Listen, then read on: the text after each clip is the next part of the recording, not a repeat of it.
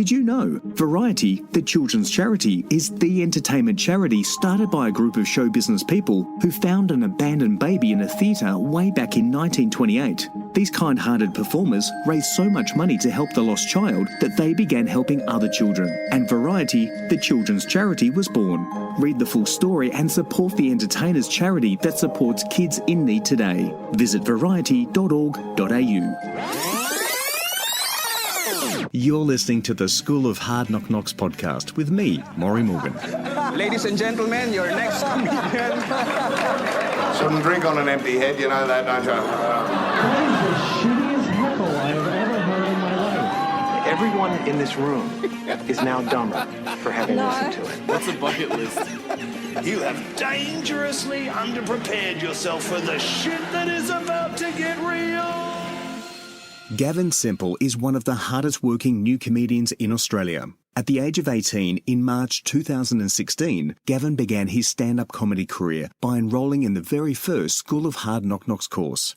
2 years later, almost to the day, he's done close to 300 open mic, curated and paid gigs all around Australia. Last year, he performed his first Melbourne International Comedy Show, and this year he's doing it again with his show titled Plain and Sempel. But perhaps most impressive of all is that Gavin won the Victorian state final for Raw Comedy, securing a spot in the Raw Comedy National Grand Final scheduled for April 15 at the Melbourne Town Hall. This is an incredible underdog story, and Gavin's performance as the headliner at the recent School of Hard Knock Knocks March graduation, alongside his two very first comedy mentors, Brad Oakes and Ben Horowitz, makes it all the more remarkable. Yep, the grasshopper has become the master. If you're starting out in comedy and want a career path mapped out for you, then this is the episode for you.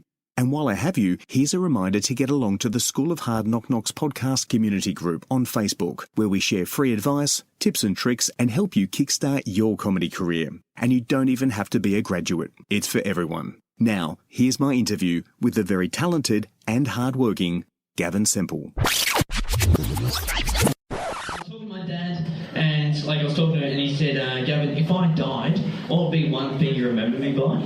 I said, first of all, not if, when.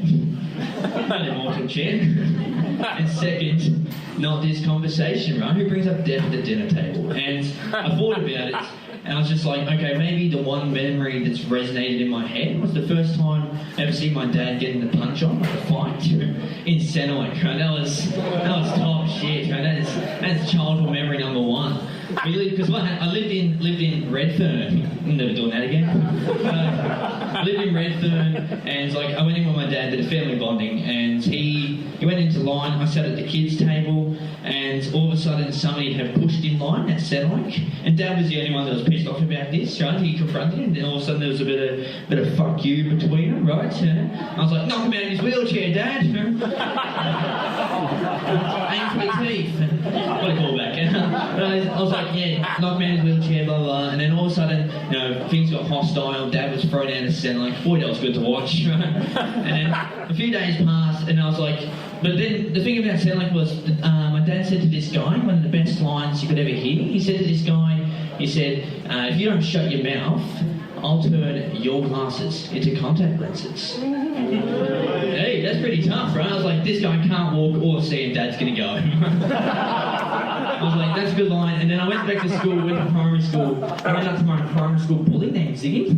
And if you get bullied by a guy named Ziggy, you're fucked. That's just bottom level. And I walked up to Ziggy, and I was like, this is it, right? And I said, yo, Ziggy, it's full of confidence, right? I was just like, if you don't shut your mouth, he wasn't talking at all, but I was like, I'm going to use it. And I was just like, if you don't shut your mouth, Ziggy, I'll turn your glasses into contact lenses. Everybody was like, yo, this is sick, Gavin's tough.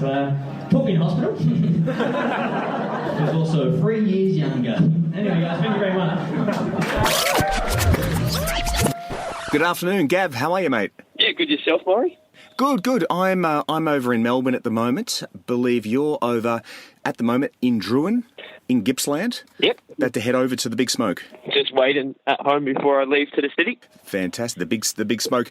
Now, those that know you, Gavin Sempel, those that have met you in person at one of the many open mics or curated rooms that you've performed in over the last 2 years, know that you're probably one of the hardest working new comedians there are. How long does it take to travel from your home in Druin, Gippsland, to Melbourne? So it takes 20 minutes to walk to the station, and then an hour and a half on the train. Geez, so that's roughly, without any delays, that's a 4-hour return back home each night. Yeah. That's amazing. Not to say to travel from the city to other suburbs as well. Yeah, wow. 100% committed. So, look, I think you win the award for the most committed new comedian. That is for sure. And we will talk about the recent award that you won as well in Raw Comedy. But let's start from the beginning, because this podcast is all about learning from people like yourself who have done the hard yards and are being very successful in a very short amount of time, I might add. Just for reference, to give an example, Dave Hughes took about 4 years or over 4 years of open mics before he really made a mark, and you've certainly made a mark now 2 years on, because as many people who listen to this podcast might know, you are now in the Raw Comedy National Grand Final. Yeah, sure am. Fantastic. And we'll talk a little bit about that a little bit later, but let's go back in time. Let's go back almost 2 years to the day when we first met. I remember I think you had your stereotypical shorts and your knobbly knees, and you walked through the door. Yeah, you walked through the door, and you were one of the first students. In fact, you were in the first class of the School of Hard Knock Knocks. Yep. And can you set your mind back then, because you were 18 years of age, you're walking into this room full of, guys that were 10, 15, 20, 30 years older than you. What was going through your mind when you thought, I'm gonna learn stand-up comedy? Well, I actually thought that I would have been one of the weaker links in the class with a lot of older people, especially hearing a couple of them say that they've done Raw before as well. And I was like, these guys are going to be a lot more intelligent, a lot more quick-witted, and it proved so. Well, and it proved so. Well, you were 18 at the time, and that was 2 years before today's obviously winning Raw Comedy Victorian final and getting into the national final. Now, it's interesting. You won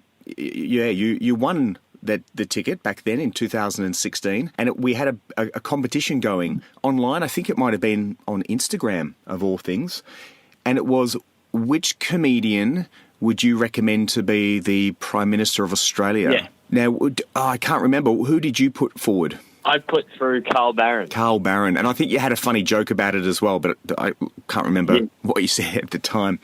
So you won, and you got involved in the course way back then. And your teacher was Brad Oakes. It was. Brad Oakes and Ben Horowitz, of course. Now, this week, so today is Saturday, this past week that has just gone by, 2 days ago on Thursday, you were on stage with the very two mentors, facilitators that you had 2 years ago. Indeed. Got to share with Brad Oakes once again. Yeah. So instead of being the grasshopper, you were an equal on stage with Brad Oakes. Yep. Yeah. And do you go back in time to the first time you met Brad compared to today? What's some of the different things going through your mind? I remember when he was teaching us back when I did the course, and he sat me down and was like mainly talking about like nerves and delivery, and then getting to be on the stage with him on Thursday night and not have to worry about that at all, and just for him to come up afterwards and he noticed the difference as well. Yeah, did he remember you by chance? Yeah, because like we've done, like I've seen him at gigs before, like at the Comic Lounge. I've gone to watch and he's been on. So he knew like my face, and then he congratulated on the set, and so he was pretty happy to see how developed I've been. Yeah, well, it's fantastic, and obviously in this case, Brad and Ben Horowitz gave you a good start, but it's been your hard work. And what is it today? 290 something gigs that you've done? Today is 292. 292. Wow, that's incredible, and that. Like, you did the course, you graduated on I think it was the 26th of March 2016. Right now, the date is the 31st of March 2018. So that's, give or take 3 days, 3 or 4 days. That is 2 years. That means that you've been doing gigs every 2 or 3 days. That's amazing. The first year after, like from March to the end of the year, I only did about 40. And then last year, I clocked 190 gigs in a year. Wow, amazing. That's 190 gigs in a year. So what are you, like a VIP on V-Line? I am. All the conductors know me. Yeah, I imagine they do. Do you get freebies? Yeah, they don't even, sometimes if we get on at Pakenham because of the coaches that we have to catch due to the Sky Rail, they just let me just get on for free because they know that I'm going all the way home. Yeah, righto. Oh, super nice. Well done, V-Line. You're helping a young comedian there. It's almost like a sponsorship program. Excellent. And let's for those that don't know you, Gav, but have obviously will start to hear of you because you're going to be in the newspaper and you will be on TV. How would you describe your comedy? I mean, quickly, from my perspective, you do, as a lot of comedians do, talk about your personal journey, but you also talk about how tough your personal journey is. Yeah, so particularly with my show as well, it's a mix of self-deprecating with storytelling. So I like to just mainly talk about half my show is about when I was living in Western Sydney in Housing Commission and all the struggles with that, and just finding humour in what we went through on a day-to-day basis. And then the other half's just talking about like verbal and physical bullying that I've got from being skinny and just trying to find ways to turn that into laughter. Yeah, right. I'm sure, look, bullying is terrible, of course, but you've turned that weakness into a strength because you make it hilarious. Exactly. Do you do it on purpose? Do you wear those shorts so that everyone can see your knees? Exactly. I because there's a bit in my festival show that requires a bit of physical comedy, and then I decided it would be a lot funnier if I wear shorts during the show so they can see the legs whilst I'm doing it. Yeah, fantastic. No, it's a winner. It's a winner. Yeah, look, I really enjoy the stories. Obviously, it's a very personal journey, and but you seem to see the silver lining around every particular negative incident that you've gone through, which is funny. It's tragedy, but again, what did Mel Brooks say? That tragedy is me cutting my finger, comedy is you falling down a sewer and dying. Yeah, so we do enjoy listening about your falling down sewers, I guess. That's kind of a weird way of looking at it. Now, you are at the Melbourne International Comedy Festival this year. This is the second year, I believe. Yep. So last year I did a free comedy festival with Kieran Butler, and now this year I've decided I'm going to do a booked night, my best hour for 2 years. That's great. And that's at the Basement Cafe over on La Trobe. Is that right? Yep, 350 La Trobe Street. And that's near, for those that don't know that specific venue, is that opposite Flagstaff Gardens or nearby? It's on the same road as Flagstaff, so you just walk straight down turn left and just walk straight down from Flagstaff, and you should be there within 2 minutes. Oh, fantastic. Now, you've got 4 shows, 4, 5, 6 and 7th of April. Yep, from the 4th to the 7th at 7:30. 7:30, excellent. And on one of those nights, the 6th of April, you're actually doing 2 shows because you're popping along to the School of Hard Knock Knocks and doing a 9:45 show underneath the State Library of Victoria. Yep, so I'll just do my show, grab a kebab and then head on over to the moat. Fantastic. Now, your own show called Plain and Sempel is an hour, and then the one that you're doing for the SHKK, the School of Hard Knock Knocks, is only 10 to 15 minutes. So are you going to pack it? Are you going to speak faster, or are you just going to pack in the best bits? Just going to wrap the whole 50 minutes. No, I think what I'll do is just try and find about 5 minutes, because my show's built into 3 sections, so I'll just try and find 5 minutes of each section to try and do. Yep. Oh, perfect. Well, let's now, I mean, that's a big thing. The four shows and then the School of Hard Knock Knocks. That's amazing, and good luck with that. But we do need to talk about the incredible achievement, and that is you won the final for Victoria Raw Comedy with is it Scout? Who was the other the lady that also won? Scout Boxall. Scout Boxall, fantastic name. And so she and you will be representing Victoria at the the Raw Comedy National Grand Final on April the 15th at the Town Hall. How are you feeling about that? I am absolutely nervous. I've never been nervous on stage before, but TV at the Town Hall is finally hitting me. It's got to be packed. I mean, there'll be thousands of people there. Will it be the biggest audience you've ever played to? Oh, yeah, definitely. Definitely the biggest audience I've ever been to. What do you have you thought about what you're going to wear? You're going to get extra short shorts and rub red paint on your knees? Yeah, what I'm doing is, because obviously you have to be careful what you wear because it's going to be on TV, but I've got a shirt that I made up for when I did a show back in Bunyip, back at home, and I'm wearing that as well as my Bunyip footy shorts. Oh, lovely. Are they really tight Warwick Kappa type shorts? Or? No, they're like baggy. They're the baggy training shorts. Okay. But like they cut off, like they sort of like, I wore them when I did the Hard Knock Knocks. They sort of like fold in so like the legs just shoot out. Fantastic. Oh, well, it's going to be amazing. Well, the School of Hard Knock Knocks will be there with a big posse of supporters screaming your name and hopefully not making you any more nervous. Have you got any strategies that you're working towards so that you can take out the crown? I think I was speaking to Dirok Jai Singer, who was at my prelim, and he told me before I went into the state final, he said, as long as you do exactly word for word what you did in the prelim, in the state, you'll be perfectly fine. And I think that's all I got to do is just get on that stage and just do exactly what I did at the state, and I'll be in for a chance. Yeah. Well, what are you now? You're 20 years of age?